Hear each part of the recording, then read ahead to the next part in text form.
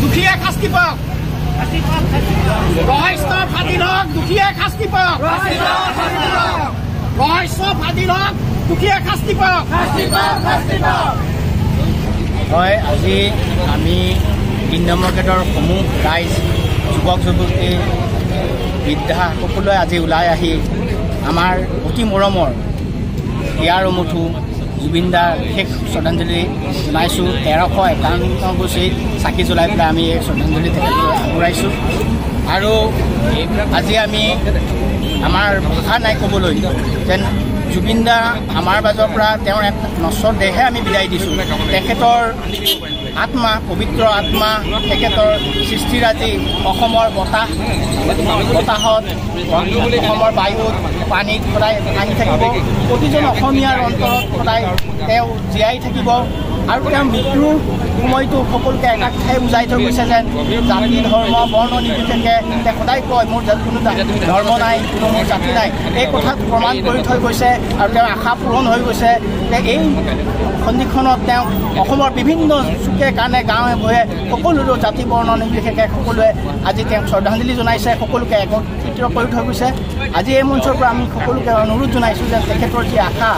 এই আশাক আমি সকলোৱে আগুৱাই নিব লাগিব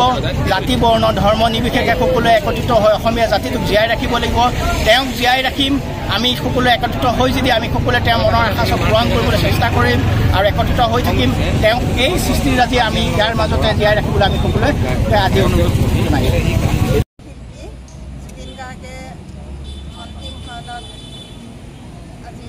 স্বৰ্গলোকলৈ প্ৰস্থান কৰিছে তেখেত কায়িকভাৱে আমাৰ মাজৰ পৰা আঁতৰি গৈছে কিন্তু আমাৰ হৃদয়ত অসমৰ জনতাৰ হৃদয়ত সদায় থাকিব আৰু আজি যিহেতু তেখেতৰ অন্ত্যেষ্টিক্ৰিয়াৰ দিন সেইকাৰণে আজি আমি ইয়াতে গোট খাইছোঁ আমি এইকেইদিন সদায়ে তেখেতৰ হৈ প্ৰাৰ্থনা জনাই আছোঁ আৰু আজি ইয়াতে আমি সকলো গোট খাই তেখেতৰ আত্মাৰ সদ্গতি কামনাৰ কাৰণে প্ৰাৰ্থনা জনাইছোঁ কবিতা বুলি ক'বলৈও অলপ অসুবিধা হয় কবিৰ সদায় মনৰ ভাৱবিলাকক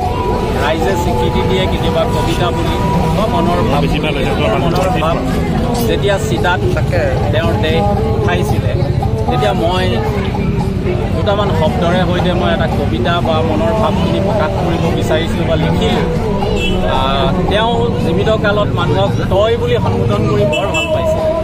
গতিকে তাৰে ওপৰত লিখিছোঁ আৰম্ভ কৰিছোঁ মই জুবিনে কৈছোঁ এবাৰ শুনি লওঁ মই চাই আছোঁ মই জানো যে তহঁতি কিমান ভাল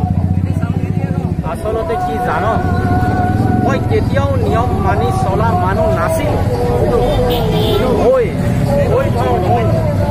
যিমান নিয়মৰ মাজেৰে চলিবি একো ডাল নহয়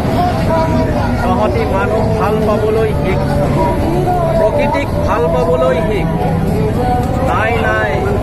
ইমান নাকান্দিবি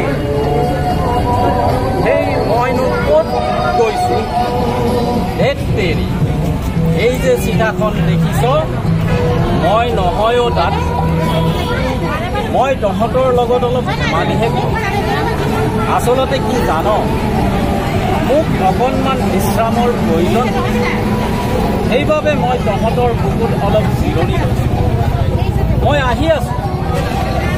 আহি আছোঁ মোৰ সকলো আগবঢ়োৱা কাম শেষ কৰিম তহঁতক লগত মোৰ কোনো জাতি নাই ধৰ্ম নাই ভাষা নাই মই কাঞ্চন জংঘল ধন্যবাদ